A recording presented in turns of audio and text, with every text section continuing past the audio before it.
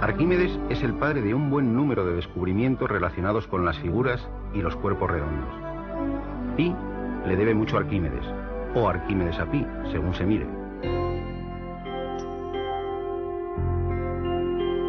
Euclides ya nos dice en sus famosos elementos que las áreas de los círculos son proporcionales al cuadrado de sus radios. O dicho de otra forma, que si dividimos el área de cualquier círculo entre el cuadrado de su radio, siempre obtendremos el mismo número. Pero, ¿cuál es ese número?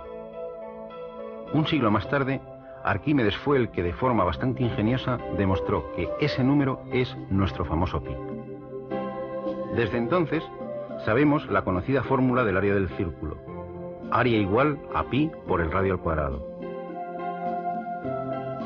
Aunque Arquímedes lo decía de esta otra forma: el área de un círculo es igual que el área de un triángulo rectángulo, uno de cuyos catetos es el radio y otro la longitud de la circunferencia.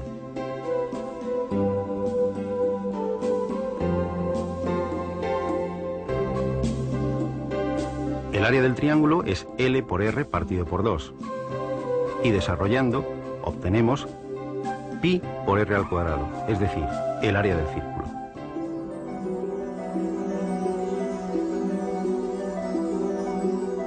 Por lo que parece, Arquímedes era un enamorado de las curvas.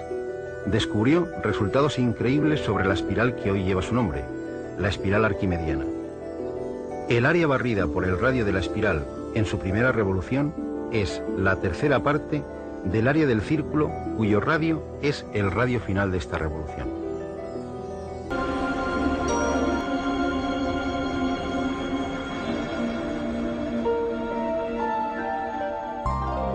Los babilonios habían descubierto una aceptable aproximación de pi por exceso, asignándole el valor de 25 octavos, es decir, 3,125. Los egipcios, en 1650 a.C., según se puede leer en el papiro de Rhind, le dieron el valor de 16 novenos elevado al cuadrado, es decir, 3,16. Arquímedes realizó el primer cálculo teórico de pi. El original y paciente método consiste en trazar un hexágono regular inscrito y otro circunscrito a una circunferencia. El perímetro del hexágono interior es menor que la longitud de la circunferencia y el del exterior mayor. Dividiendo los perímetros entre el diámetro obtendremos una cota inferior y una cota superior de pi. Si duplicamos el número de lados del polígono regular obtendremos una mejor aproximación. Pues bien, con suma paciencia, esto es lo que hizo Arquímedes hasta alcanzar un polígono de 96 lados, con lo que demostró que pi está comprendido entre 223 partido por 71 y 22 partido por 7, es decir, entre 3,1408 y 3,1429. Había empezado la gran carrera para obtener cada vez un valor más próximo a pi, una auténtica carrera de relevos. Ptolomeo, en el siglo II, obtiene un valor que se repetirá hasta la saciedad en todas las escuelas durante cientos de años. Pi igual a 3,1416.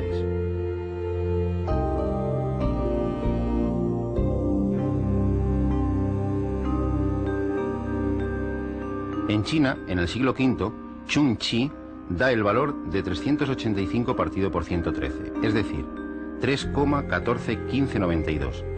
7 cifras, no está mal.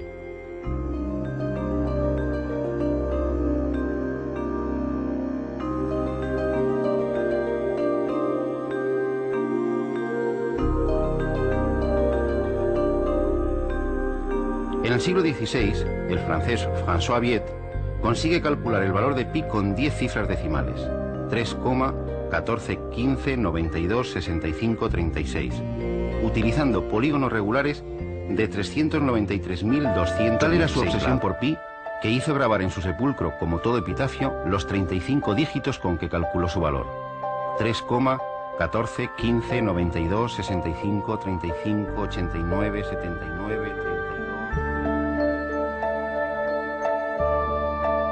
Con la aparición de las series infinitas, la tortura de los polígonos con millones de lados desaparece, aunque los cálculos para obtener buenas aproximaciones siguen siendo engorrosos.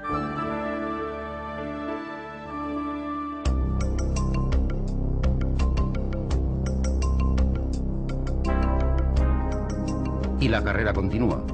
Utilizando series de convergencia cada vez más rápida, Abraham Sharp obtuvo 71 cifras de pi. Days obtuvo 200 cifras en 1824 y Richter, 30 años más tarde, obtuvo 500 nunca llegó a cifras. saber que en la cifra 528 había un error. Este hecho se descubrió en 1945. El nacimiento del ordenador impulsó de nuevo esta carrera sin fin. En 1949, von Neumann, con el ya mítico ordenador ENIAC, obtuvo 2037 dígitos en solo 70 horas. En 1958 se obtuvieron las 10.000 primeras cifras. En 1961, las 100.000 primeras en menos de 9 horas. El millón se rebasó en 1973. Los 10 millones en 1985. Los 100 millones en 1987.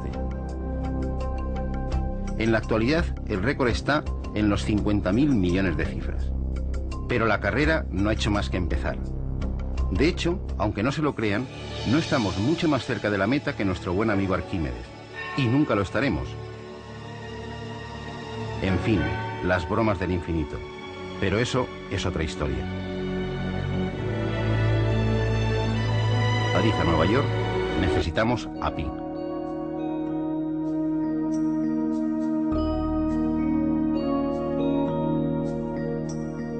Pero no solo en estas situaciones. Sin la ayuda de Pi, el Voyager jamás habría llegado a Júpiter y a Neptuno. En efecto, en el cálculo de las órbitas planetarias también está presente nuestro amigo Pi. Si pensamos que con los 11 primeros decimales de Pi podemos calcular la circunferencia de la Tierra con un error inferior a 1 centímetro, y que con los 40 primeros decimales podríamos calcular el diámetro del universo con un error inferior al diámetro de un átomo de hidrógeno, parecerá que tanto esfuerzo por encontrar cada vez más decimales de pi es fruto de una obsesión o una enfermedad de los matemáticos. Sin embargo, esta búsqueda ha enriquecido otros campos de las matemáticas muy poco relacionados